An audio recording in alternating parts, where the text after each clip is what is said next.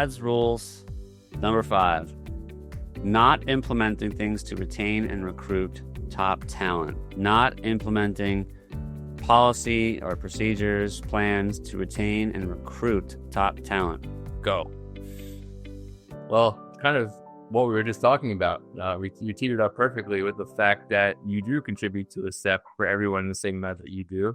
And it's probably why you've had your business have the success that it has. Your people don't want to go anywhere because you're taking care of them. And I find a lot where for businesses to grow and grow at a good sustainable rate, you can't stay stagnant. You have to be bringing in people.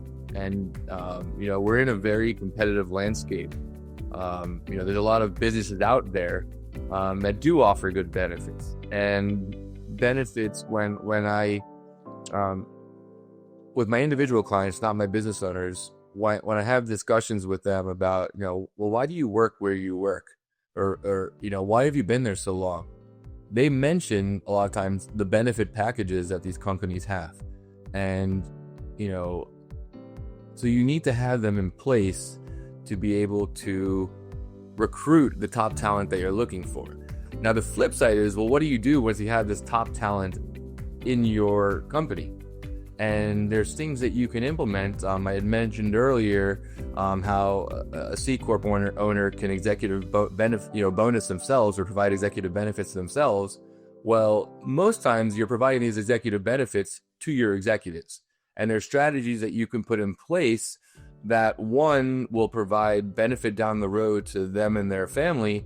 But, selfishly as a business owner, it also is a tool that you can use to keep them with your business, because you could set up vesting schedules where they're not entitled to the benefits that you set up if they're not with your company for a certain period of time. It's commonly known as golden handcuff strategies. And so these are tools used first. If people know that you have these benefits, they're going to want to come work for you. And then on the flip side is you can use it to your advantage as a business owner to be able to entice them to stay with you longer. I want to mention 2 things. Number 1 is, as a business owner, I've studied the art of hiring. And I'm sure you're familiar with the cost of a mishire. Going through the process of hiring is it's a pain in the ass, and that was spent on training and it's expensive.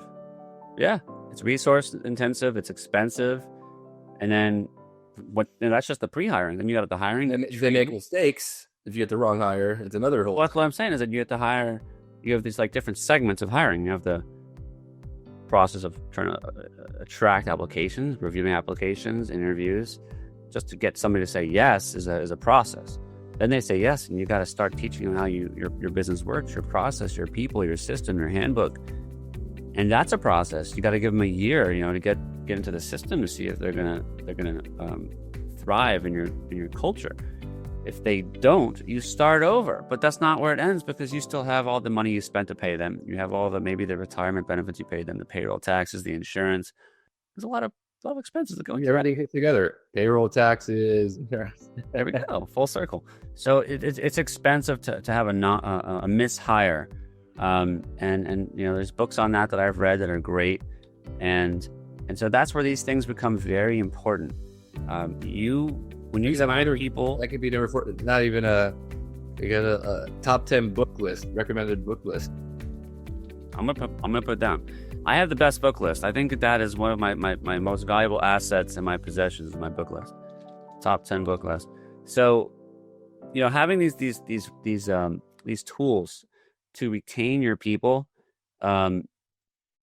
it's worth it to build and hire from within and keep your people than it is to go outside of the business and hire and risk the probability of a mishire. Chad mentions vesting schedules, golden handcuffs. There's certain plans that you can put in place where they're forfeited upon leaving. I have a couple friends of mine they have similar types of plans where they keep telling me where I can't leave because I get this huge bonus at the end of this year. And every year it's the same thing. or if you're lucky, one of the 1 to 2% of the employee, one of the 1 or 2% that still offer pension plans.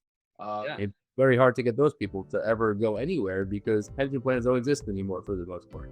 And that's, you don't want to have people who are unhappy or just staying for the money, but at the same time, there are ways to incentivize people to stay by really doing some planning ahead. So I thought that was a really good one to bring up. I had another point to bring up other than mishires, and I forgot what it was. So number 6, is there anything else to go over on that one? No, I think we pretty much covered it. I mean, there's a lot of different strategies that could be put in place. It's probably the big takeaway. It's not a one size fits all. There's different strategies that could be put in place for different purposes, for different people. Because the great thing about, we talked on the 401k side about the non-discrimination rules. Well, when you get outside of the qualified plan space into this executive benefit space, they don't have those discriminatory rules. You can pick and choose who can receive certain benefits. And that's really where, if you want that CFO to come or that COO or that high level, they're going to be looking for those kind of plans. What was it? Did you say it was a non-qualified plan, or is that an executive comp plan? Non-qualified. There's a whole bunch of non-qualified plan, and by non-qualified, we're talking about outside of the 401k, IRA, SEP IRA space, where there's the deductibility, the government. There's lots of government regulations. There's we have another whole video on non-qualified deferred comp plans. And that does allow you to pick and choose who's going to receive these benefits. I'm going to put this on the list.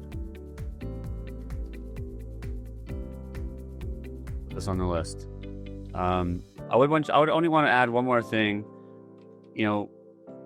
Tying this together to entity selection, really, because when you're thinking about how you want to structure your business, for example, and this will be a whole topic for another day, but to keep it simple, C corps, S corps, they're limited in how they can be structured. Shares are like one of two types. Partnerships, LLCs, are very dynamic. They're very flexible, and they're predominantly used now for a good reason. They're so flexible. And when it comes to structuring your business to retain people, to attract people, to give them some skin in the game, there's so many ways to do it that I'm going to bold that on your list because I want to talk about that on another time. And that's like investing schedules, in everything. In the legal selection, the flexibility that those entities provide, flexibility from a financial standpoint. You want your financial plans to be able to breathe and adapt to the changing landscapes. Right. We don't know what taxes are going to be 10 years from now, 15 years from now. Tax rates can and do change, and so that's just one example. If you're getting, we talked about tax-free assets earlier. You have to have that flexibility in a plan where if tax rates even return to half of what they were in the 1950s and 1960s, that you'll have a part of your plan that can adapt to that landscape, and you won't adversely be affected by these economic scenarios where we have no control over. And especially in this environment where we have so much debt. I mean, even in the last 6 months, I think we've went up by 33% of the debt, right? At least, we're going to need money. So you can expect the estate tax to come down. I guarantee the estate tax is to come down and start capturing more people. The threshold, the exemption. Income tax might go up. Yeah, that expires in 2025, correct, Barry? I believe it does sunset, yes. Right now that's 11 million and change per spouse, per taxpayer. And it's not really affecting a lot of people. There's like 0.01% of the people in the United States. I'm stepping on maybe your top 10 here, but from a financial planning standpoint, I see a lot of people who think I'm not going to get to that number, and so they're not planning for that, right? But they may have, let's say it's a 35-year-old who has a business worth $3 million right now or has $3 million in assets. They're not taking into account the appreciation that those assets are going to do between now and the time they ultimately pass. And so regardless of what that exemption amount is, they're going to be over it. You're getting into my top 10 right now. but it's okay. We're gonna talk about it. I have a lot of clients where they're kind of on the threshold now of the exemption, and it's like, what do we do? We're not subject to tax right now, but come November of this year, and come November in 4 years, what the hell is it going to be? Excuse me. So with that uncertainty, you gotta probably do some planning. You gotta do something, because the tax on the excess of the exemption is, about 40%, 40%. That's, you want it to go to the government, you want it to go to your family or charity. I mean, that's kind of what it is. So you got to think about it, but not everybody's thinking about it because they're so busy and they're so wrapped up in their business and their life that they need people like us to kind of jolt them into reminders and sitting them down and saying, I always tell people in the planning that I do that there's 4 unknowns that you need to plan for. 4 uncertainties: taxes, what the market's going to do, how long you're going to live, and how healthy are you going to live during that life.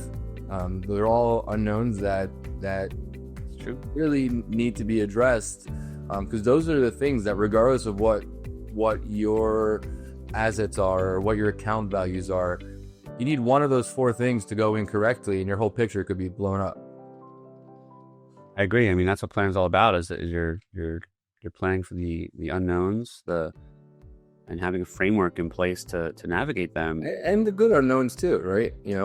How many kids you're gonna have, how many grandkids you're gonna have, there's plenty of good unknowns too. Depending on who you're talking to, it's an asset or a liability, but yes. Haimo, Haimo.